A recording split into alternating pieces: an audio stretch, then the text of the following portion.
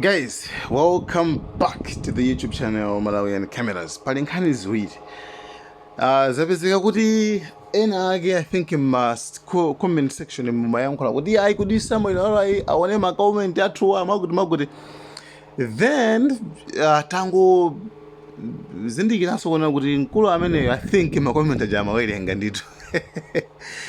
Mkulu amene khala ngati ma comment aja ndithu amawerenga chifukwa wayankhula audio iyi kuona kuti ndimamva ma feedback anthu a DPP zimene mayankhula zokhuzana ndi kundidzudzula pa nkhani yokhuzana ndi APM ndibe okay I think baba ya nkhani ziwiri nkhani ya APM akuti family manager ndi odalitsika ndiye baba ya nkhani number 2 yokhuzana ndi a Jacob Hara nduna wa transport zantengatenga uja amene iso wa MPA kumene koko wa MCP anamuthamangitsa ndi nawonso ndithu imene yonso ayisusapo alongosoka so pang'ono ndi anyway nkhani zonse zili mmene muziwiri tione kuti pange bwanji. Yes, comrades, good morning and how are you everyone? Mwaswera bwanji kapena mwazuka bwanji ambiri mwayi kumene muliko. Comrades, thank you very much. Azatu makamaka achipani cha DPP. Nayankhula about age ya president wa chipani chimene chichi yemwe ndi candidate wa chipani chimene cha DPP pa September pano a Professor Peter Arthur Mutharika APM. Bandiuza bwino kwambiri. Your feedback is very good.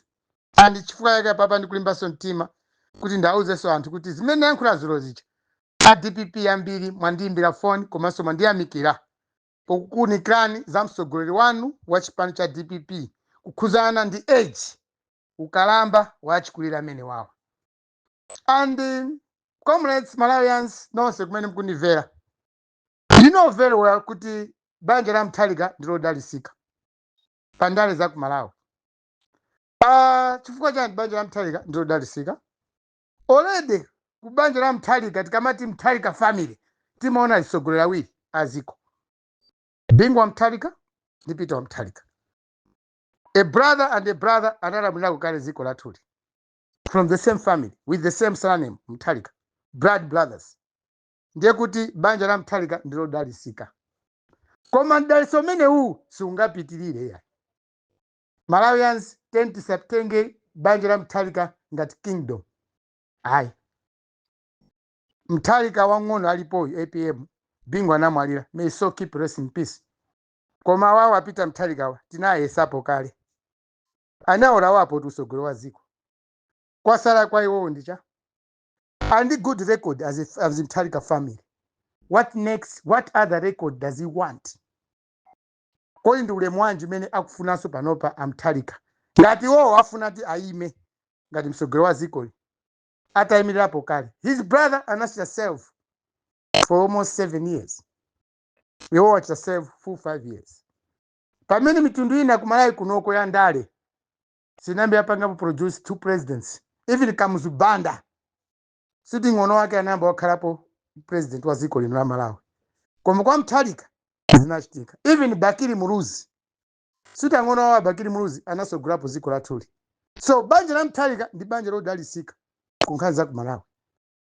And to maintain this honor banja la Mutharika, it's not good for Mutharika kuyimanso for another term kapena kukhaso ndi chilako lako chofuna kuyimirira kachiwiri kulamula ziko lathuli.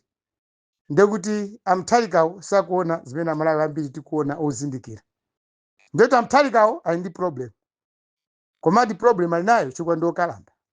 Maybe that's why it's like this. Komanso deep down from the Mutharika close people.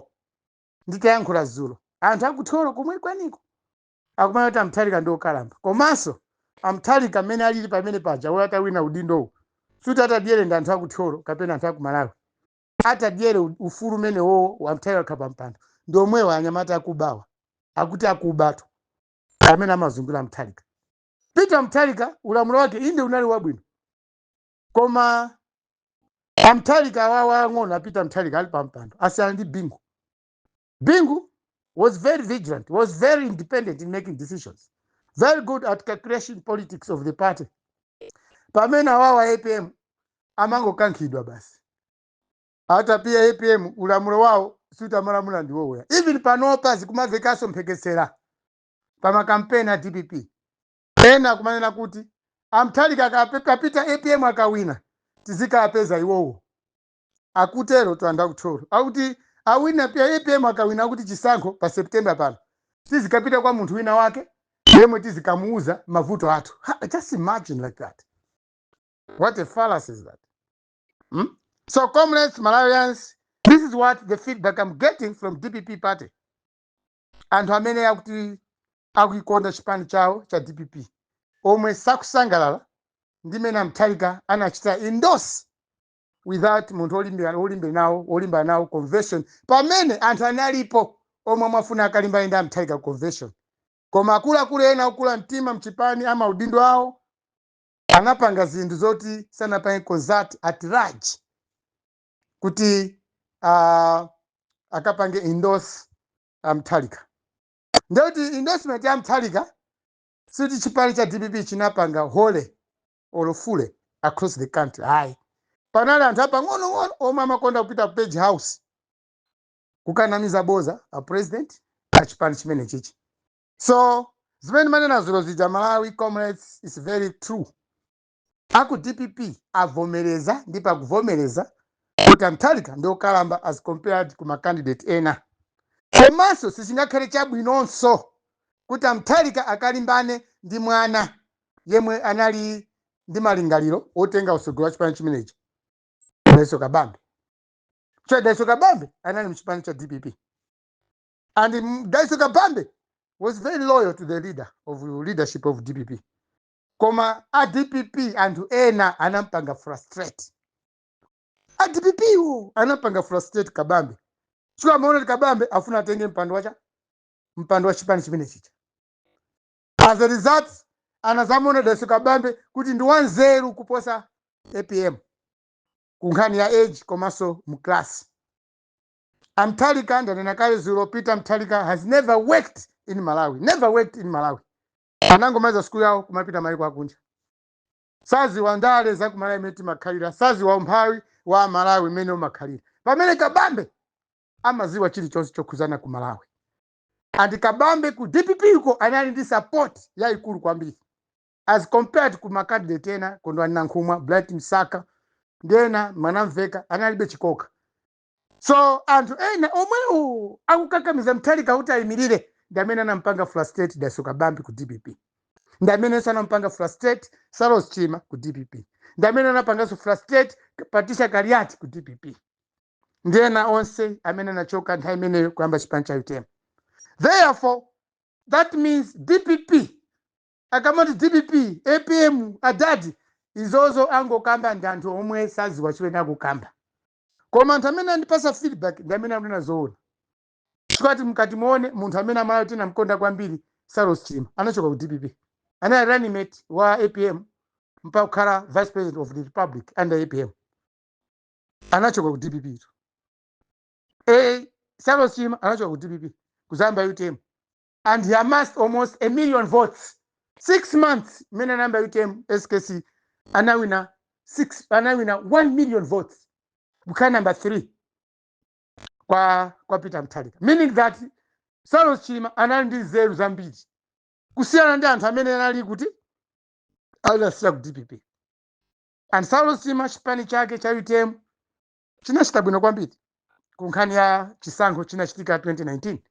As compared ndi mmene chinabadwira chipani chinakhala less than almost 6 months chitayamba koma chinakhala ndi 1 million votes.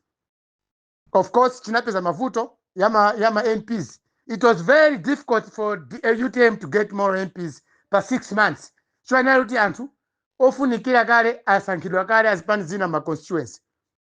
That's why UTM inapeza 4 votes. Suti kapena inalephera campaign ayi koma tango ganza na Malawi kukhala 6 months chipani chapangidwa sichingawine ma members of parliament ambiri chachoka mchipani china sizingatheke. So that ine kwa ine ndikuyamikaza kuti UTM inachita bwino kwambiri.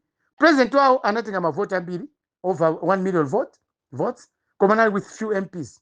so anthu amene amapanga chipani chawo kunali anthu apakale chiganizo chokayimira ma constituency, anthu ofunikira oziwa ndale kale a experience analati atenge kale ma constituency aja ma position kuma constituency kwa follow. UTM tried to get 4, which was good to me as compared to the many chipani chinabadwira. So comrades, chimozimozi Daiso Kabambe was there in DPP. Anaweza kupirira more than SKC. Kabambe did everything. Kumasatira ndale za kumeja. Anthu amamenyana timamva, anthu amagawikana timamva ku DPP. Komanso wina 1-0.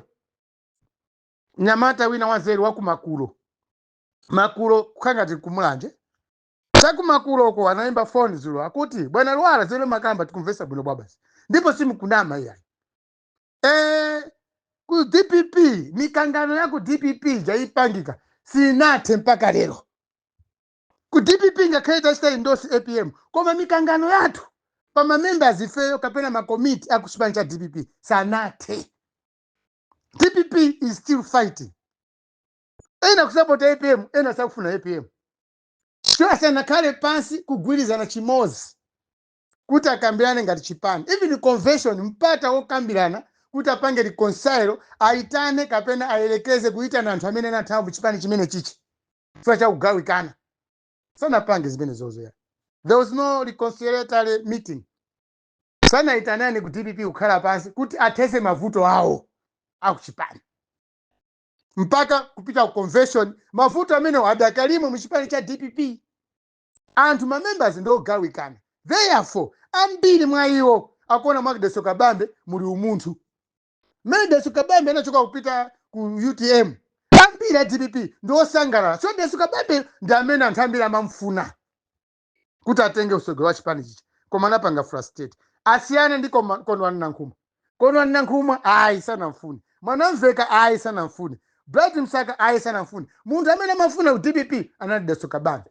Chifukwa cha ntchito imene amagwira ali mboma ndi imene amagwira bwino ntchito. So this is from Makulo. Then ndikali ndione kuntamba nyama. Akuti abale ake kwa Kampondeni. Abalao a Reverend Kampondeni. Kuntamba nyama kunali abusa a Kampondeni. Timaziwa amalali klabwino. Mwana wao wina anali pa Malosa Secondary School Bese Kampondeni. I don't know where she is. Koma ni maziwa Bese Kampondeni anali pa Malosa Secondary School. Bambaka nana abusa ochuka kwambiri kuntamba nyama. Kutoro. Anaimba phone Mr. Lwala inyo ndikuziwani inyo simnganiziwe. Koma mukunenazo munenazo ona. APM ndo kalamba. Kulekeza ndi Daiso Kabambe. Koma sizingakhale zabwino kuti APM akapikisana ndi Daiso Kabambe yemwe anali mu nyumba mwawo mwana amagwadira. Bwanji Madara ndikayesepo nani Madaraja anavomereza. Anakana sikuti ndi APM anamkana Daiso Kabambe kuti asamirire kutenga usogolo wa chipani cha DPP. Anakana ndo muzungulira. Ndipo maina yao anandiuza. So comrades Malawians, let me say like this. Ndale kumalawi kunoko tikamatenga ndale za mitundu kapena ndale ngati mene tikukambira papa tikutaya nthawi. Tenti pite chisogolo. Anthu amene alipo abwino tenti aunikire right away now the way I've done. Ine ndakhala ndikuunikira usogolo wabwino wa ku Malawi kuyamba nthawi ya Cyrus Chima Sanamwalira. Ndipo nayamba nitaona kuti IMCP anyalanyaza alliance. Zena nagwirizana na Cyrus Chima ndi Chakwera, IMCP amayamba kunyalanyaza ndi kumampangira nkhaza SKC. Chomgwirizano wa SKC ndi Chakwera unali wotere. Chakwera alamulire from 2020 to 2025. Chilima alamulire from 2025 to 2030. Ndio unali mgwirizano wa Tosa Alliance. Koma chachitika nchani? Mpando chotamba kukoma Chakwera tamba kumva kukoma na osa asekedwa makutu osaona. Nanje anali wopanda nzeru ndikale. Bas anamba kupanga kuphwanya chipangano chicha. Ndame timasatira mgwirizano je timasapota mgwirizano meneji pa campaign tili opposition zinati wawo kwambiri. And I was really bitter because I ran up and down ndi Chilima kumapa campaign. I ran up and down ndi Chakwera kumapa campaign to defeat DPP. Ndiye Mena MCP anataya chipangano chimene chija cha Tosa Alliance ndimene ndo namba kupanga campaign. Then so guri ose amene ndikuti uyu iyayi uyu inde ndinafufuza right away. I made a research on them. Mpaka panopa azungu anazandifusanso kustumiza ma curriculum veti ma CV azisogolera omwe upisa pa 2025 ananditana azungu anandiuza Mr. Lwala, you have been very vocal tiba kusatirani, people interpret what you say to us. Tatiuzeni ma CV curriculum vitae ya azisogolera ku Malawi. Kabambe imaged a winner. That is after Chilima's death. Koma Chilima's qualified that time. So they have a campaign, Chilimango pan campaign kwa Malawi no kan. I do consult Maiko, Andrena, ofunikira paziko la pasi. They do approach me. Tima kumana secretly. They come in Malawi secretly. I work with them. Just like many fufuzi la ndege ya Chikangawa. Ambili kumana simu za ndege ijatu ikufufuzidwa. Mwauka dauro kwa mbili. Kuposa mene Malawi anafufuzira. Tupanga fufukua ndege kumalawi kuno without Malawi government involvement. We are doing that and the investigation is going on well. Chifukwa boma kumalawi kuno kulibe.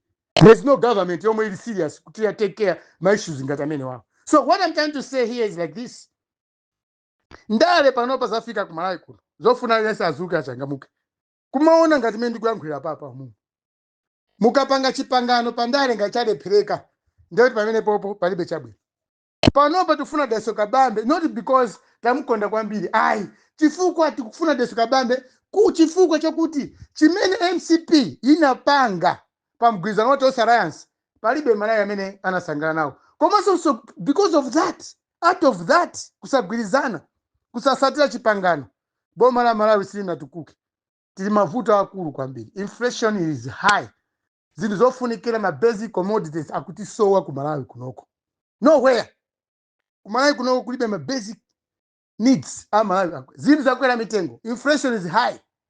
So tikamati tikufuna Kabambe, tufuna titese nkhanza, tufuna titese chipongwe chomwe zipani zimapanga zikalowa mboma mkagwirizana. Tufuna zite. That's why Daso Kabambe tikuta ime paeka. Zamugwirizano mugwirizano mukapanga. Daso Kabambe nzeru zawo zizangothera malere ngati mene zinachika za Chilima. Chacha mugwirizano. Chilima was very brilliant than Chakwera. Aliyesa kuziwa. Chilima nali wanzeru kwambiri kuposa Chakwera wawa. Ndi mbuli zina za MCPs. So Chilima kana kauti analopanda nzeru. Mena namuika pambali kuti asampange delegate. Bwesiku latu mwina likuenda bwino. Koma taona kungo mtu za Chilima kumuika hapo, kumanga Chilima za corruption. Taona nimeta vutikira. Mavuto tukuma nao. Nzeru za Chilima ndetu anazimisa. So panopa tikamati izizi Kabambe ndi wabwino.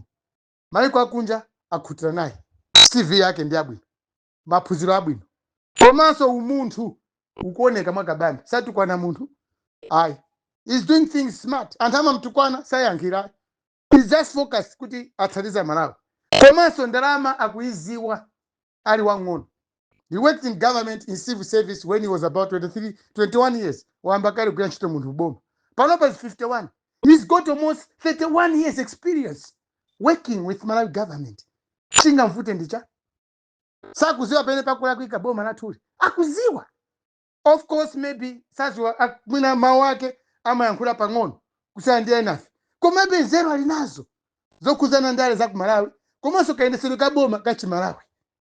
So what I'm trying to say here is 10,000 za kumitundu, 10,000 zina ndi zinas. Tikamati boma lalepera, Malawi 10 vomelezane, MCP yalepera. Achakwera lepera, 10 tose tigwirizane. That's what we need to do, comrades Malawians. So in short, ndayankhula zambiri. Ndikoza kumuna kusochera. Koma chimene nganene chokuti ku DPP Kabambe support iliko yaikulu kwambiri. Ena mati ya Kabambe, ai mamemba za DPP andisimikizira kuti feye watu ndi Kabambe yo. Ndifa DPP koma tisapota Kabambe ngati mene alwala mupangira. Alwala ino ndi na MCP mukusapota Kabambe. Ifesa DPP tilipo tikusapota Kabambe. Pazimene zinachitika tikuziwa kuti Ngarambe uje na ankolo athuwa. Agogo athu amtalika anacha kukakamizidwa kuti atenge usego wa chipani. Pamene usego imejo kukalo unali wa Daso Kabambe. Ndi ifesa DPP, ndifa DPP. Koma tisapota Kabambe. That's very good.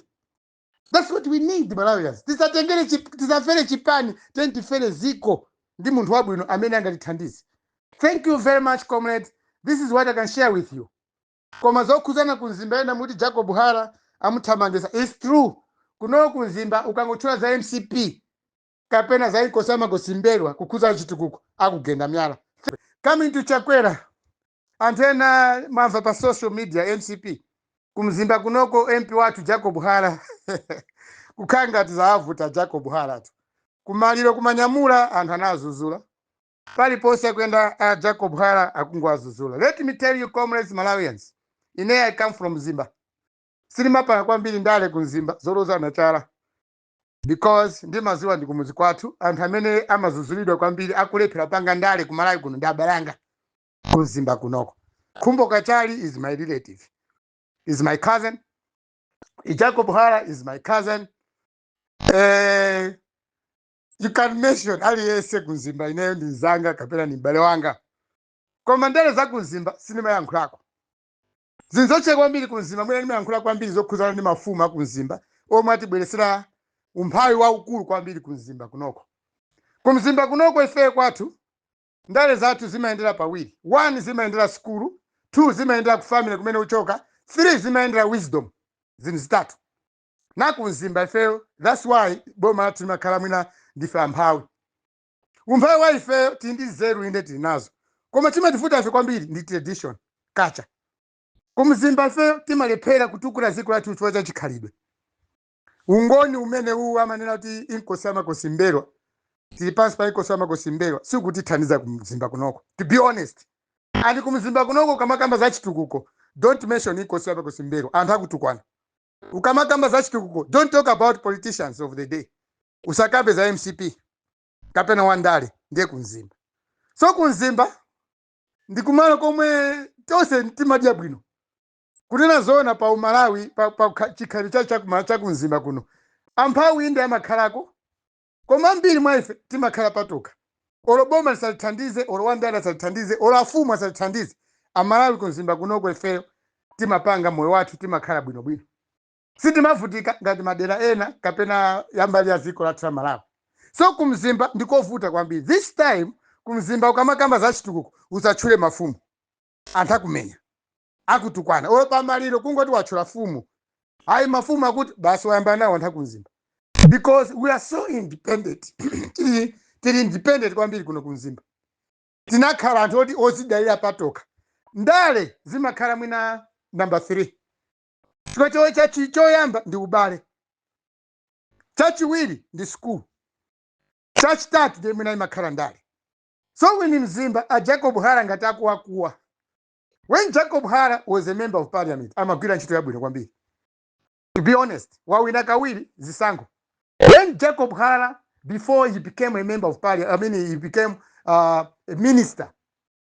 Ngati mena alili hapa. Jacob Hara timagwira ntchito bwino kwambiri. Kwa matangolo kukhala minister, sisi ndatiyendere. It's just the same when we can go back to history ya kumzimba anthu andale. Anthu andale ambiri ya kumzimba akhala members of parliament. They do better than kukhala minister. Kumzimba kunoko remember we produced a Reserve Bank governor. Achimwemwe Hara anali minister if not Reserve paka kuzakhala Reserve Bank governor. Koma mkona bwa. Sikukuoneka kumzimba kuti kumzimba unechuka Reserve Bank governor. Moyo wao mena makara simena makhalira ngati mena ali magavana ena. We had problems. Tinali ma ministers kumzimba. Robson Chirwa anali minister mboma la Kamuzu. Koma family yako Robson Chirwa mpaka panopa you cannot follow kuti anapindirapo chani kundale za ku Malawi. So Mzimba is a district yomwe kuli anthu ovutirako pambiri. Approach anthu aku Mzimba. When you want to approach, politicians want to approach the people of Mzimba. Aina ugaza kawiri olo katatu. Zimene anthu ena amasangasidwa nazo kuvotera munthu si zimene timapangira ku Mzimba ayi. Zimene anthu amaganiza kuti mafumu aku Mzimba mafumu aku Malawi amathandiza nthawi simene timagaza ku Mzimba. Ku Mzimba aliyese munthu ndi island. Samuel Wala paine ndekha ndine Samuel Wala basi. Kaboma andi manga katani banja langa limadya bwino timakhala bwino timalirana maliro timayenderana pa ubale wathu. Komanso mu ubale wathu timakhala ndi anthu ena aka opusa. Pa ubalepo tikaonacho ubale wina aka opusa timangomutaya uko. Kanga khala kuti ndi ndalama zache ku Mzimba we don't care about those people. Mzimba is mind your own business. Timakhala ngati azungu ku Mzimba. Boma ngati sili kuthandiza timapeza njira zathu zotithandizira. So when Jacob Hara kafika size zoti akumukuwiza kumamthamangisa kapena kumamnyogodola si china ayi. Ndi mphamvu ya anthu aku Mzimba kuzindikira kwawo. The civilization that is there in Mzimba people or with Mzimba people. And like Mzimba, we are so civilized. We don't care about politicians. We don't care about millionaires. We care about what makes us happy. Kumzimba. By doing that, timaona so anthu amene amafuna kutibwezera mbuyo moyo wathu. Like now in Mzimba, moyo wathu wabwera mbuyo because of government si kutipangira misewu. That's it. Boma si kutipangira misewu yabwino kumzimba. Koma kunkhani yakudya tikudya bwino. Kunkhani yokhala bwino tikukhala bwino. Olo mtati muone mamizi munyumba. Simuzaona nyumba za mauzu zambirimbiri kumzimba. Maybe in a village nyumba ya mauzu kulibe. Timakhala nditu bwino bwino. So ngati Jacob Hara kwakuwa. Ndi size yao ndio Jacob Hara alowamba apochola. Ndi ndale. He has provoked the situation because atenga udindo wandale za boma. Zomwe zizi za MCP. Zena kupanga Jacob Hara sakuthandiza anthu. Moyo wathu ndumene tikukhala bwino, mmene timakhala kale bwinobwino. Sana sinthe ubwino wa Jacob Hara sitikuona ngati minister responsible ya wokoza misewu. Chifukwa hivi popita kwa Jacob Hara misewu kulibe. But yet is in government. So what is needed or what Malawians should know is in Mzimba, muntu tikamamuda, so tikapeta muda personally. Aye. Timona ngati akutisokoneza moyo wathu wabwino mmene timakhala. Ife anthu aku Mzimba, we don't need promises. Aye. Muntu waku Mzimba usamuza kuti ndizapanga ichi. Ukalephera uzoti uli mavuto. So Jacob Hara promised a lot of things. Anatenga minister wawo. Wacha kwelana pasa, wa Minister of Roads and Chan kayokoko. Anapanga ma promise kanga zikazopheka. Of course, kunali kusangalala kuti akhala minister. President wapanga promote from member of parliament paka ukakhala minister. Cabinet minister. So Jacob Hara kunodi mtendere wawo kulibe. Komanso kuno kunzimba mundu kachwa za MCP. Nde ungozi wati anything can happen. Anthu sakupasa money. Anthu akumzimba ndankhaza atu onyogodola. Sama kupasa money itu. They don't greet you. Ngati wapanga chinchola kwika. Kudusa wewe kupasa money muli bwanji sama yanga. Muli uli sama yanga. Monga inaye munthu akaninyasa. Akamali pasa money nimangodusa. Because I know I don't care about politicians. I don't care about somebody bringing food in my house. Zakudya gali ndikupanga ndikulima ndeka ndikudya ndeka ananga kusangalala ndikupusa nanga. That's fine with me. One day akamati paka promises nimangoona promise mene wapeleka ngati kumzimba kunoko silifuna chakudya tufuna misewu tu ife kumzimba. We just need good roads. We just need magesi mamizi. Siwa muzulu wonse panopa kunoko ife kuli nyumba za bwino. Kuposa su nyumba zimene zili in town, mwina masababa mtown. Nyumba zina zimakhala ngati M23 mu Michesi ka mzorozoro. But you look at Mzimba setup. Kumzimba mamizi tili nyumba za bwino kwambiri. Tikabwesa nyumba zonse meka manga kumamizi kwathu kuti zeke timange pa Mzimba Boma kwa. Mzimba Boma can be a town council. Can be a good small city. So what I'm trying to say here is Jacob Hara kumzimba kwa thamangisadi. Kunoko kula anthu awiri kapena anthu mitundu pawiri anthu oma kuvutika kwambiri kumzimba panopa ndi boma la MCP. Mafumu anda inkosama kosimbelwa. Ayikosama kosimbelwa. Sangaende mtunda watali kumakama za chitukuku anthu akhoza kuwathamangisa. Andale sangaende mtunda watali kumzimba kunoko akana mamabosi. Because anthu akumzimba amaona kuti moyo wawo si kuyenda bwino. Kuzindu zina zokhuzana zoti boma likhoza kutithandiza chikwa cha mafumu ndi anthu andale. So what I'm trying to say here, Jacob Hara kumzimba kuno ndi chipani chawo cha MCP. Panopa zawo zada. And I don't think even kuti mundu Jacob Hara angochula chakwera. Jacob Hara akhoza kulandira miyala kapena makofi. Ziko la kumzimba, boma la Mzimba siloseza ayayi. Because aliyense kunoko akamabadwa kumzimba ndi chikhalidwe yathu amakhala ndi malo olimapo. Every man has got malo olimapo. So tikakupeza fertilizer tikalima. We are so happy. Even boma kulibe kumzimba tikhoma khala bwinobwino. Olo boma kulibe kumzimba. I'm meaning without government. Ife anthu akumzimba timakhala bwinobwino. Just like in most of the districts in the north. We are self-reliant. Self-sufficient. Ifeyo anthu akumzimba ifeyo. So Jacob Hara nzona akuwathamangiza chikwa anapanga promises nzomwe amagaza ati anthu akumzimba amagaza kuwathandiza. Misewu yabwino yomwe Jacob Hara sanapange. Therefore, nthawi imene yathamu I don't think anthu alise ndi chikhulupiriro mwa Jacob Hara ndi chipani chawo cha MCP ndi mtsogoleri wawo wa chipani cha MCP yemwe ali Lazarus Chakwera. Zikomo, good morning. Like, share, Malawian Cameras, right.